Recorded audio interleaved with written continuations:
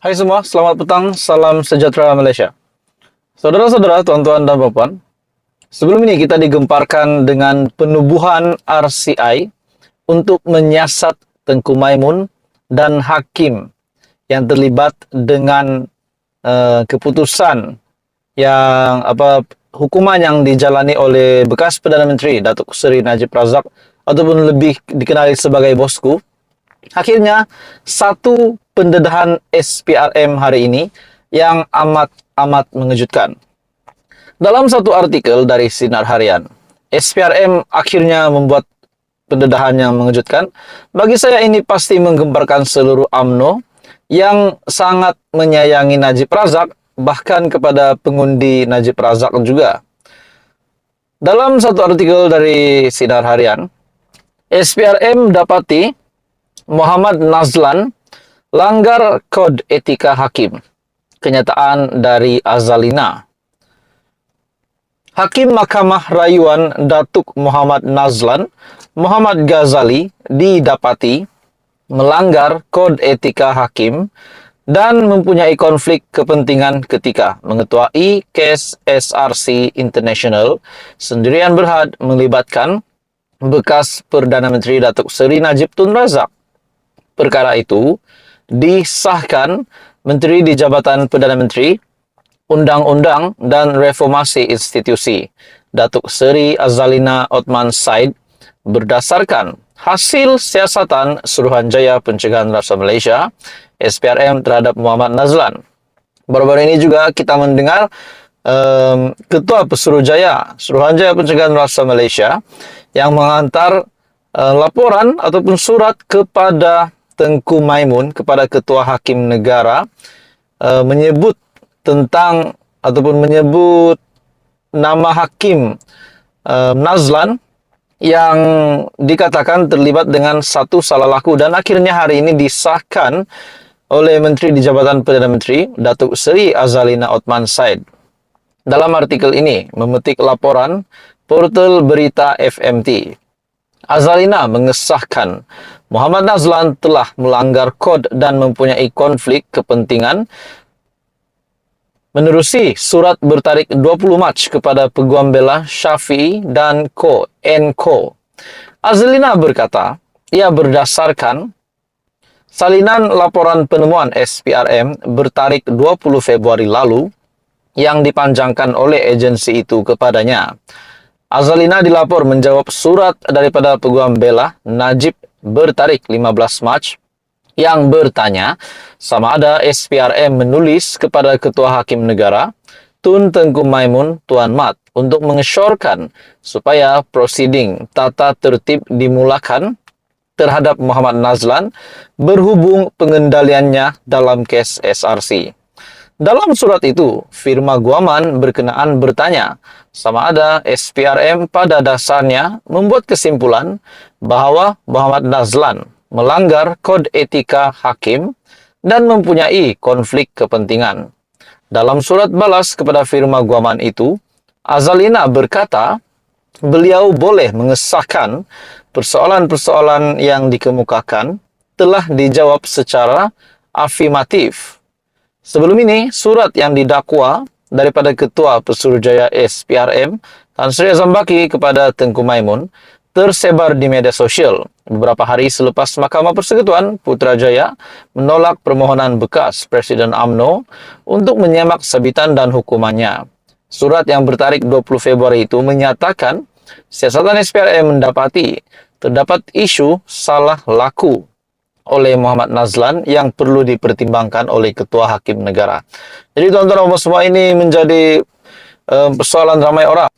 Berkenaan dengan RCI pula yang kalau saya tak silap kerajaan digesa untuk menubuhkan RCI menyiasat Tengku Maimun, Ketua Hakim Negara dan hakim-hakim yang lain. Jadi tuan-tuan dan semua, apa komen anda? Teruskan bersama di dalam channel ini. Info hangat disediakan di dalam channel ini. Sila tekan butang like, share dan subscribe. Salam sejahtera Malaysia. Selamat datang ke channel Fels Lifestyle. Kembali lagi dengan satu isu yang panas, satu kejutan besar Perdana Menteri Datuk Seri Anwar Ibrahim kepada seluruh Malaysia. Ini sudah pasti saya boleh kata satu kejayaan, satu kemenangan besar Perdana Menteri Anwar Ibrahim. Dan ini pasti mengejutkan seluruh seteru politiknya, mungkin terutamanya kepada Tun Mahathir dan Mahyadin. Jadi tuan-tuan dalam satu artikel, satu pendedahan terkini dari syahbudin.com. Wow, proyek pertama daripada komitmen pelaburan RM170 bilion China akan bermula bulan depan.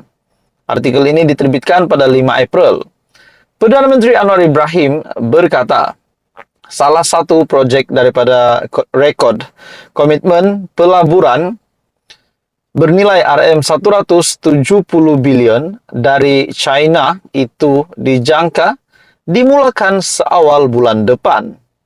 Anwar berharap pelaksanaan proyek-proyek itu akan menjadi galakan kepada pelabur lain. Proyek awal yang pertama dijangka bermula selewat-lewatnya Mei, kata Anwar yang juga Menteri Keuangan. Pada sidang media pasca mesyuarat Kabinet di Putrajaya hari ini.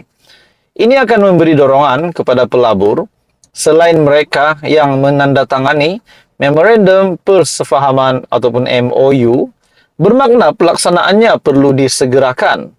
Sebab itu saya juga merayu kepada kerajaan, negeri dan majlis tempatan yang berkaitan supaya memastikan proses berkaitan projek dipercepatkan supaya tidak menjadi masalah kepada syarikat terbabit.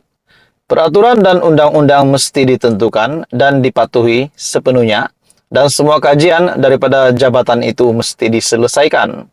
Tetapi jangan ambil terlalu banyak masa kerana dalam keadaan semasa, kita perlu memacu pelaburan yang lebih cergas, tambah ahli parlimen Tambun itu.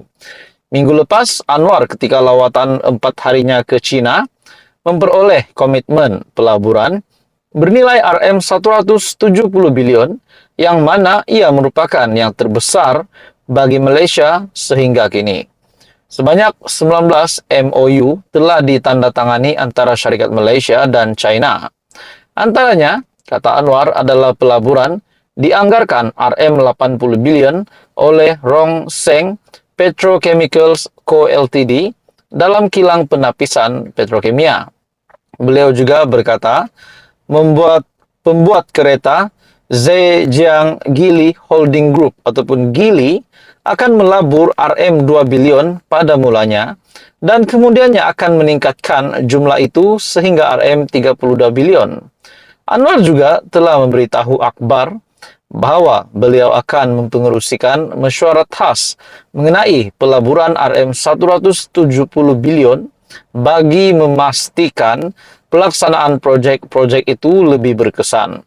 Katanya, beliau dan menteri-menteri lain yang berkaitan dengan kabinetnya akan berbincang dengan kerajaan negeri mengenai projek yang dicadangkan, terutama negeri yang menerima sumbangan pelaburan besar dari China. Jadi tuan-tuan semua, ini satu kejayaan besar buat Malaysia dan ini dinyatakan oleh Perdana Menteri Datuk Seri Anwar Ibrahim sendiri. Menurut Anda, apa komen Anda? Apa pendapat Anda? Anda boleh komen di bawah kalau Anda mempunyai pendapat. Dan jangan lupa tekan butang like, share, dan subscribe untuk info yang lebih lanjut. Teruskan bersama di dalam channel ini.